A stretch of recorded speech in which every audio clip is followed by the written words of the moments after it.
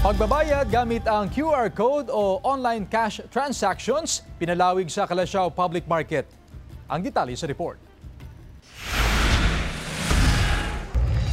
Sa pwesto na ito ng gulay sa Calasiao Public Market, makikita ang QR code para sa digital payment. Ibig sabihin, bukod sa cash, tumatanggap ang negosyante ng online cash transactions. Mas okay naman kasi pag walang dalang cash yung customer, pwede naman. Mahigit isang buwan na simula ng ilunsad ng Calasiao LGU ang Paleng QRPH. Pinapayagan ang pagbabayad gamit ang QR code o digital payment. Sa ngayon, nasa 70% sa mga negosyante ang meron ng mga application para makapag-transact online.